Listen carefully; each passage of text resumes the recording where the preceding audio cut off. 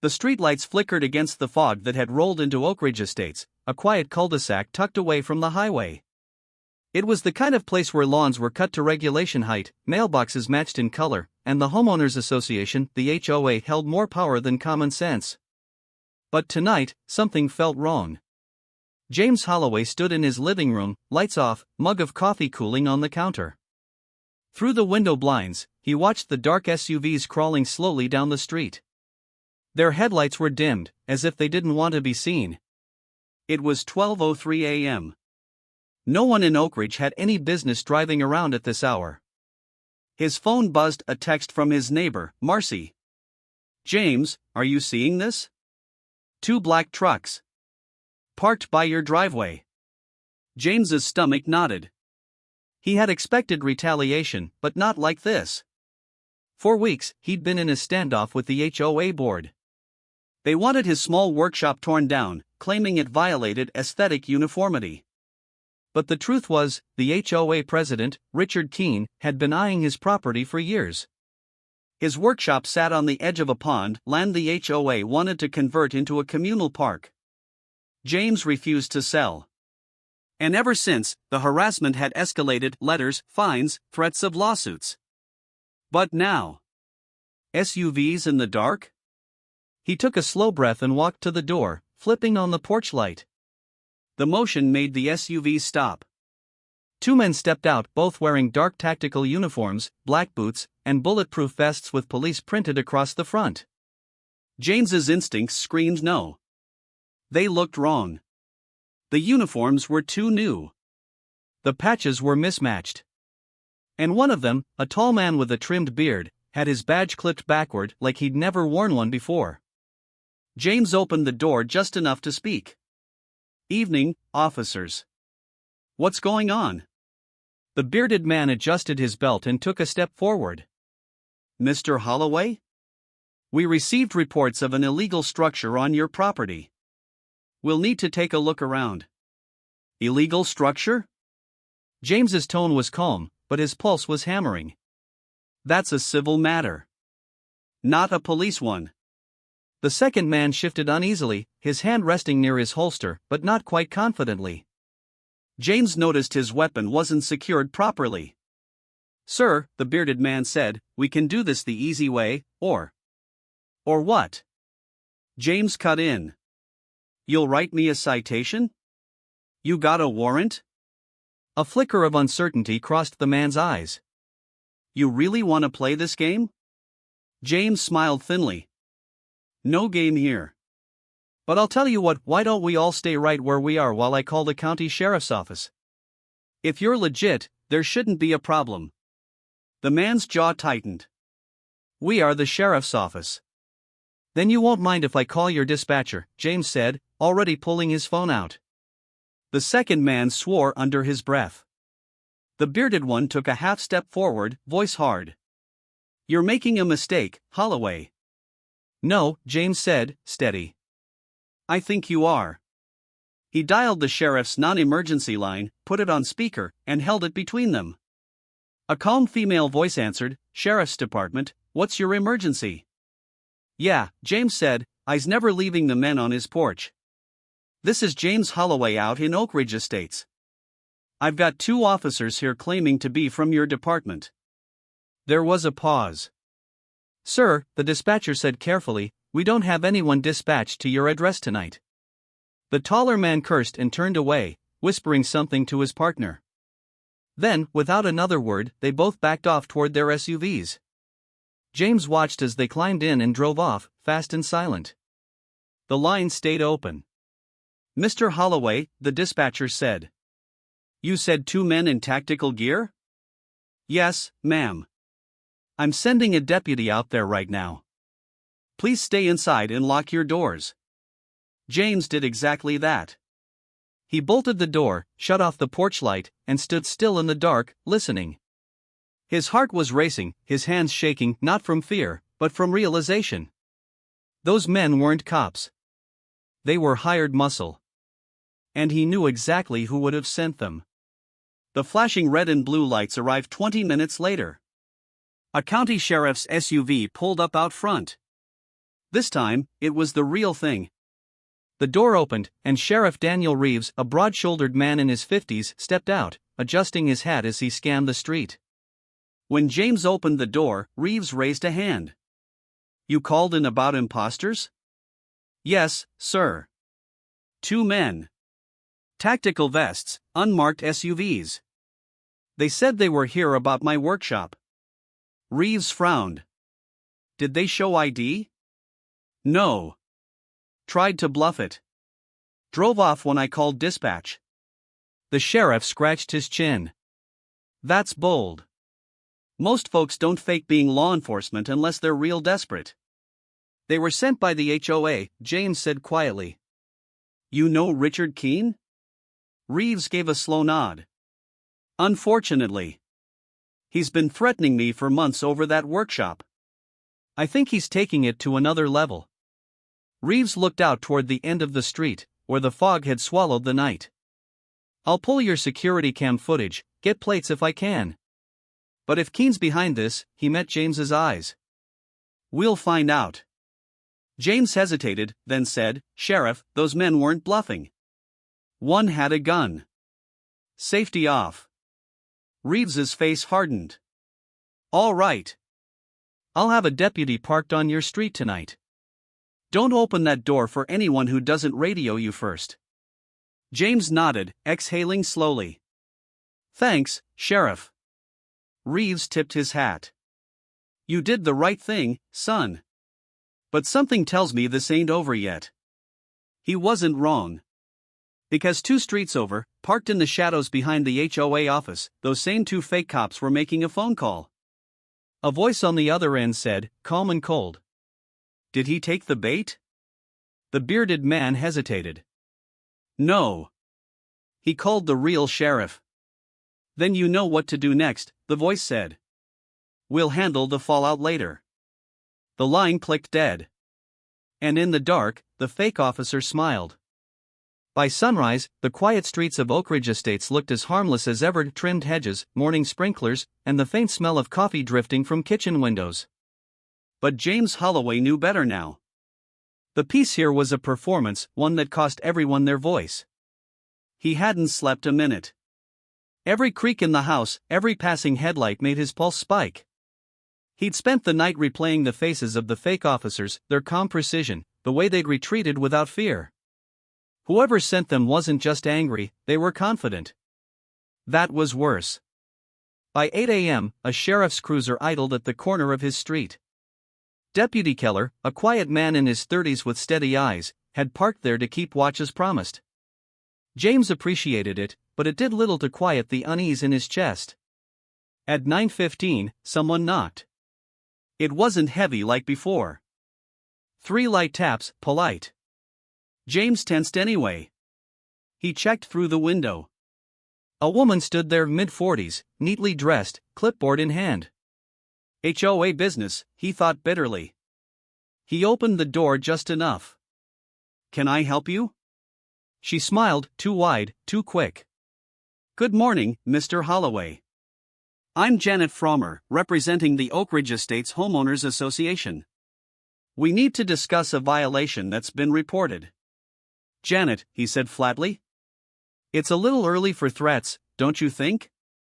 Her expression didn't flicker. "No threats. Just procedure. The board has decided that your outbuilding constitutes an unauthorized modification. You'll need to dismantle it by Friday." James laughed once, sharp. "That's funny.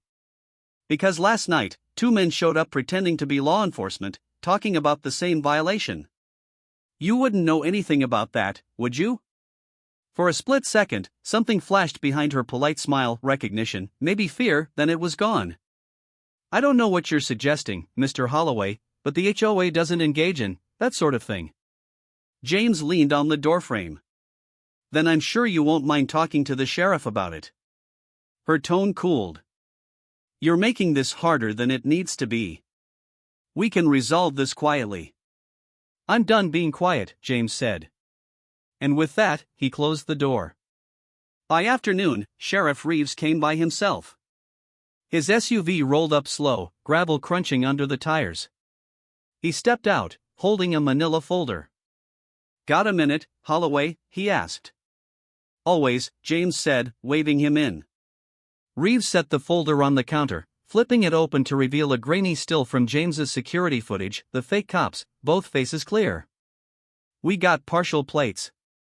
Belonged to a private security firm out of Fairview, about 30 miles west. Company named Sentinel Response Group. They mostly do HOA patrol contracts." James's jaw clenched. "So Keen's pulling strings." "Looks like it. But we can't prove he ordered them to impersonate officers, not yet." Reeves tapped the folder. "What I can do is open a formal investigation. I've already got county prosecutors on alert." "Sheriff," James said carefully, "these men had weapons. This isn't petty harassment anymore." "I know," Reeves said, nodding. "Which is why I'm asking you to stay armed, stay alert, and stay predictable. You see anyone on your property, anyone, you call me first." "Predictable?" James asked, brow raised. Reeves gave a faint smile. "Makes it easier for me to catch the ones watching you." That night, the air turned cold. The neighborhood looked the same with quiet driveways, porch lights glowing softly, but there was an undercurrent now, something brittle in the stillness. James sat on his porch with a thermos of coffee, scanning the street. Every now and then, he saw a figure walking a dog or jogging by. Normal things. Ordinary. Until a black sedan parked 2 houses down and didn't move. The engine idled. Lights off. Tinted windows. James felt that familiar prickle on the back of his neck. He reached for his phone, texted the sheriff directly. "Car parked across from my house. No plates. Engine running." A moment later, Reeves replied. "Hold position. Deputy Keller is 2 blocks away." James waited. The sedan stayed still, a shadow among shadows. Then headlights flared behind it, the sheriff's cruiser approaching fast. The black car roared to life and sped off, tires squealing, disappearing down the hill. Keller chased, lights flashing. Reeves called James minutes later. "They ditched the car by the interstate," Reeves said. "No ID, no registration, nothing. We're pulling fingerprints." James rubbed his temple. "They're not backing off, are they?" "No," the sheriff said grimly. "They're escalating." 2 days later, James came home from work to find his mailbox torn open and his workshop padlocked, not with his own lock, but a heavy industrial one bolted straight through the latch. A sign hung from it, "HOA property, no trespassing." He felt something inside him snap. He grabbed his phone, took photos, then called Reeves again. The sheriff arrived within 15 minutes, jaw tight, eyes scanning the damage. "Bold move," Reeves muttered. "They're pushing to provoke you." "It's working," James said. His voice trembled with controlled rage. "They're not gonna stop until I lose everything." Reeves looked at him squarely. "No. They're not gonna stop until they think you're scared. Don't give them that." "I'm not scared," James said, though he could feel the fear in his gut, twisting with anger. "I'm just done being bullied." Reeves nodded slowly. "Then we play this smart. I'm issuing a restraining order against the HOA board pending investigation. If they set one more foot on your land, I'll haul them in myself." James exhaled, the first bit of relief in days. "You think Keen will care about a restraining order?" "I think he'll care when I show up at his next board meeting," Reeves said, that hard glint in his eyes. "You let me handle him. You just stay put." That night, thunder rolled in across Oakridge. James sat in his living room, lights off, the sound of rain hammering against the windows. He was exhausted, physically, mentally, but sleep wouldn't come. Every time lightning flashed, he saw those men again on his porch, the fake badges gleaming under white light. Sometime after midnight, his phone buzzed. A text. "Unknown number. You should have torn it down. Last warning." His pulse spiked. Another message followed, this time, a photo. It was his workshop. Taken from behind his property line. Someone was out there right now. James grabbed his pistol, heart pounding, and moved quietly toward the back door. He flipped off the safety and peered through the window, rain streaking down the glass. Nothing. Just darkness. Trees. The distant sound of thunder. Then, movement. A shape slipping between the trees. A glint of metal.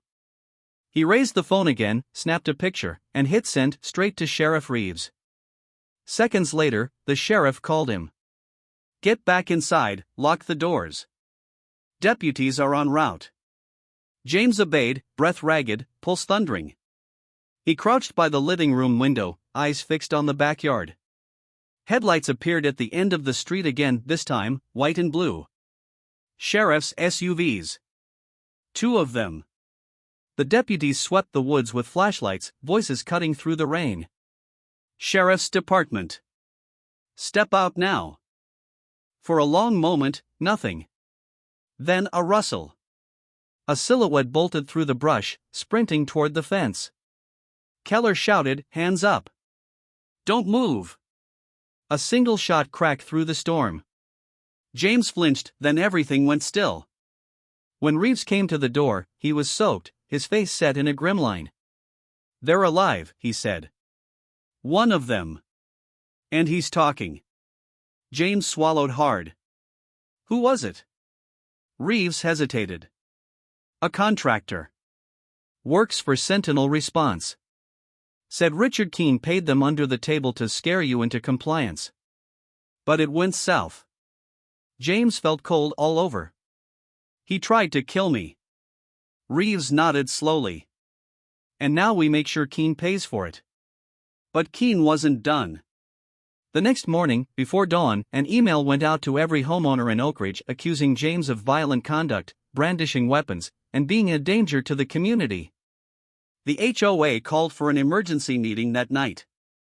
And though James didn't know it yet, that meeting would decide who lived peacefully in Oak Ridge Estates, and who didn't. The community hall of Oak Ridge Estates was built to look friendly: pale wood floors, beige walls, a chandelier that flickered just a little too bright. But tonight, it was anything but friendly. Every seat was taken. Every whisper burned with gossip. The HOA's emergency meeting had drawn half the neighborhood. At the front table sat Richard Keene, pressed suit, steel gray hair, expression carved from arrogance. His eyes swept the crowd, pausing on James Holloway, who stood near the back with Sheriff Daniel Reeves beside him. Keene tapped the microphone once. Good evening, residents. We're here to address a serious issue concerning the safety and integrity of Oak Ridge Estates. The murmurs died down. Keene leaned forward. One of our residents, Mr. James Holloway, has repeatedly violated community ordinances, refused compliance, and, most alarmingly, brandished a firearm toward community personnel. Whispers surged like a wave.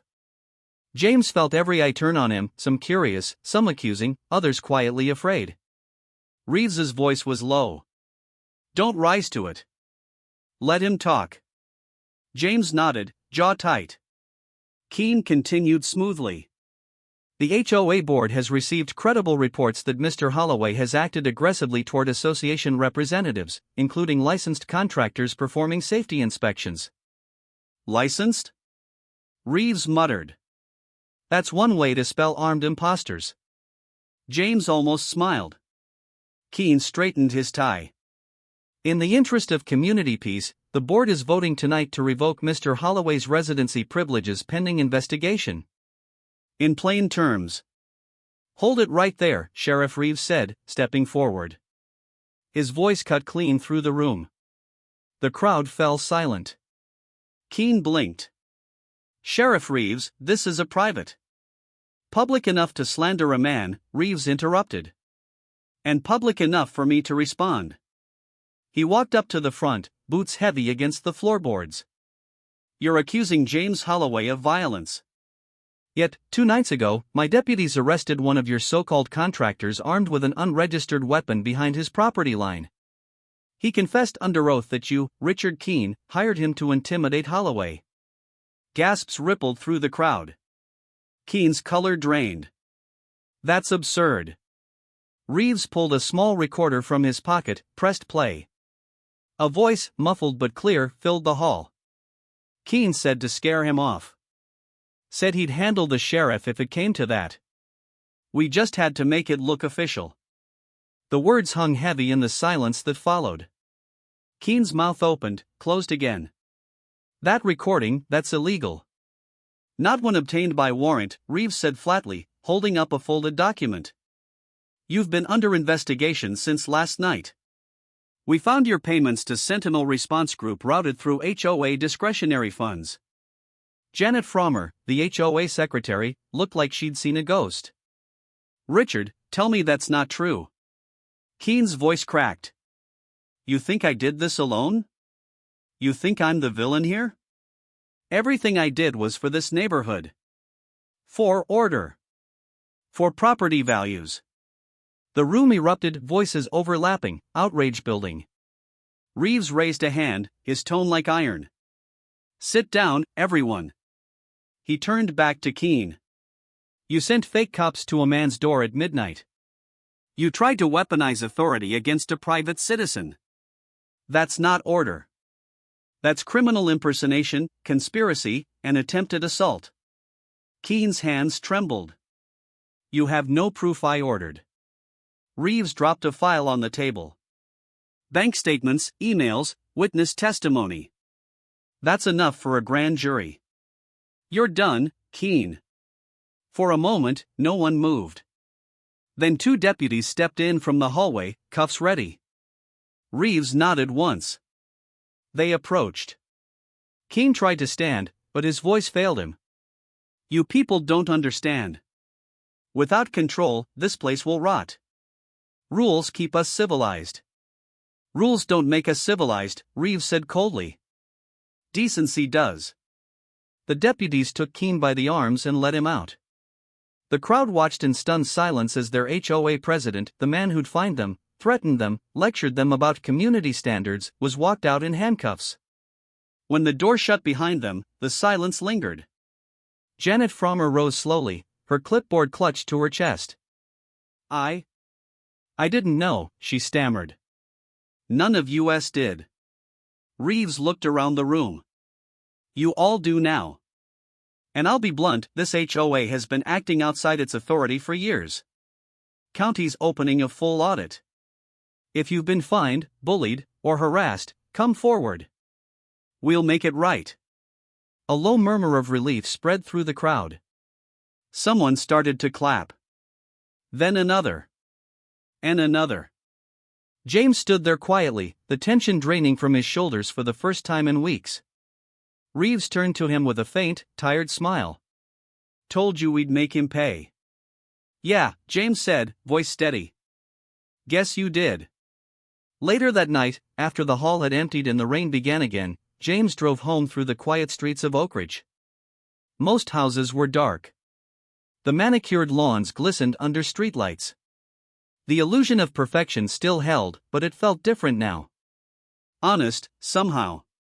When he pulled into his driveway, he saw a sheriff's cruiser parked across the street. Deputy Keller sat inside, sipping coffee, giving him a nod of reassurance. James got out of the truck, paused by his workshop, the one that had caused all of this. The padlock was gone. The sheriff's office had removed it earlier that day. He ran a hand along the doorframe, feeling the rough wood under his fingers. He thought about how easily it could have gone differently. How close he'd come to being just another headline local man in standoff with HOA turns violent. That's how Keene would have spun it. But he hadn't broken. He'd stayed calm, trusted the law, and called the right man. He turned as a second car pulled up Reeves' SUV. The sheriff stepped out, holding two styrofoam cups. Figured you could use this, he said, handing one over. Cough. Don't need your heart exploding after all this. James chuckled. Guess you've seen worse. Oh, plenty worse, Reeves said, leaning against the hood of his car. But this?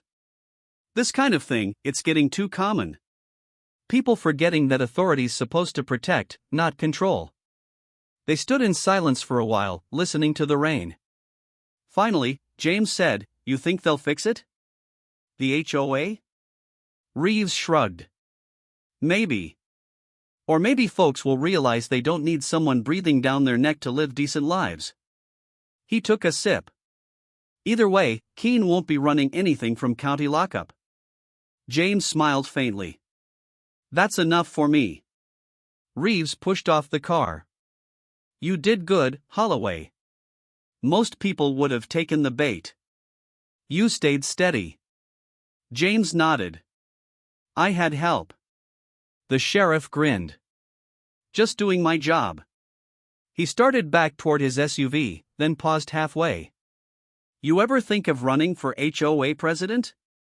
James laughed, "For real this time?" "Not a chance." "Good," Reeves said, tipping his hat. "World's got enough tyrants." As the sheriff drove off into the rain, James stood under the soft glow of his porch light, coffee warming his hands. The night was quiet again. Peaceful. But not the fake kind, not the kind you buy with silence and fear. This was earned peace, the kind that comes when you finally stand your ground. He took one last look at the workshop, the symbol of everything they tried to take from him, and smiled. Inside, his phone buzzed. A message from Marcy next door. "Glad it's over. You did the right thing, James. Whole neighborhood's behind you now." He set the cup down, took a deep breath, and replied, "Thanks. Maybe now, we can all finally live free again." Outside, the rain eased. The fog lifted. And for the first time in a long while, Oak Ridge Estates truly slept in peace.